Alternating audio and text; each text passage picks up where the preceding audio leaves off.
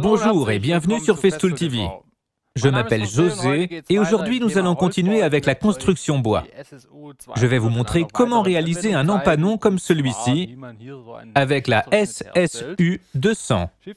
Comme vous le voyez, les empanons ont une longue arête de coupe et nécessitent une coupe en profondeur. Celui-ci a une profondeur de 200 mm. Aucun problème avec la scie univers. La chaîne fournie à la livraison peut être utilisée pour cette application. Mais je vous recommande d'utiliser plutôt une autre chaîne, la chaîne pour coupe longitudinale. Elle vous permet d'obtenir un bien meilleur résultat de coupe. Nous allons donc commencer par changer la chaîne. Je vous montre comment procéder.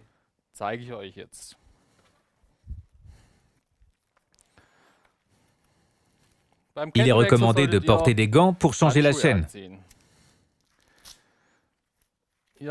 Ils vous protégeront des nombreuses arêtes tranchantes. Le changement se fait comme suit. Dévissez simplement le carter du pignon de chaîne. Vous voyez à l'intérieur le guide avec la chaîne. Détendez un peu la chaîne et tout se retire très facilement.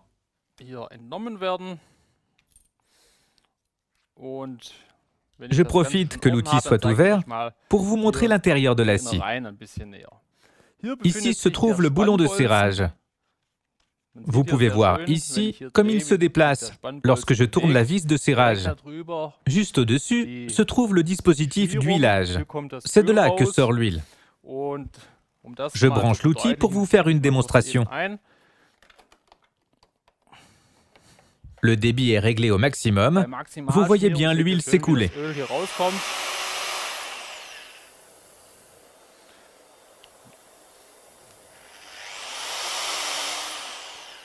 Là, le débit était au minimum. Vous avez vu que moins d'huile s'est écoulée. Nous allons maintenant monter la chaîne. En observant les deux chaînes, vous pouvez voir les différences. L'une présente un affûtage droit et l'autre un affûtage en biseau. La chaîne pour coupe longitudinale est également plus mince. Cela rend le sciage plus facile. Veillez à poser la chaîne dans le bon sens. La flèche indique le sens de rotation. C'est également dans cette direction que doivent indiquer les tranchants de la chaîne. Je débranche d'abord l'outil. J'accroche la chaîne et le guide et mets tout dans la bonne position. Je serre légèrement pour vérifier que la chaîne tourne. Je fixe à nouveau le carter du pignon.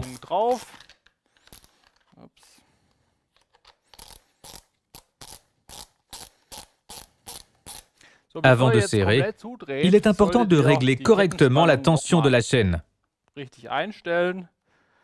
Au centre du guide, lorsque vous tirez légèrement sur la chaîne vers l'extérieur, l'élément de guidage doit rester dans le guide. Si le réglage est correct, le carter du pignon peut être serré et l'outil est prêt à l'emploi. Il y a encore suffisamment d'huile dans le réservoir. Je règle la lubrification et le régime du moteur au maximum. Et c'est parti. La coupe peut se faire à main levée. Je vous recommande cependant d'utiliser le rail de guidage avec la butée angulaire. Il présente une échelle qui permet de régler et fixer l'angle avec précision. Cela est idéal pour la répétition de coupes identiques. Je le place sur mon tracé. Vous devriez laisser environ 5 à 6 mm de marge entre le rail de guidage et le tracé de coupe. L'emplacement de coupe se décale du fait de l'inclinaison de l'outil. Lorsque tout est prêt, je fixe avec un serre-joint.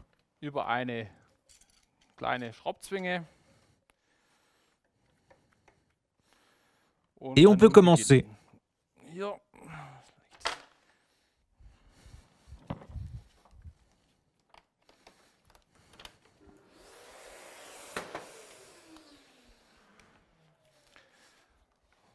Pour cet exemple, je règle l'inclinaison sur 45 degrés.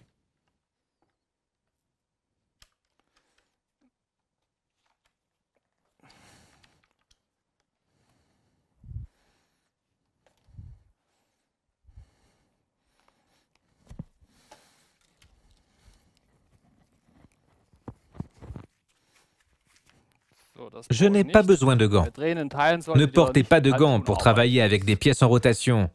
Ils risqueraient de se coincer ainsi que les doigts.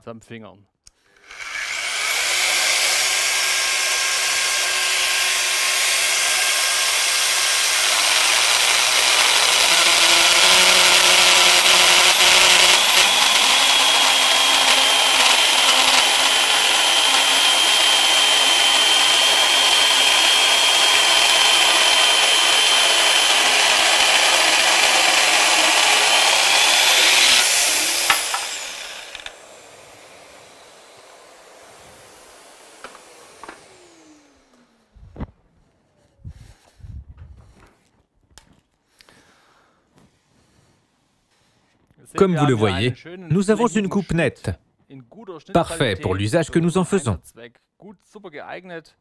Vous avez vu une autre application de la SSU. Voilà, c'est tout. À bientôt sur Festool TV. José.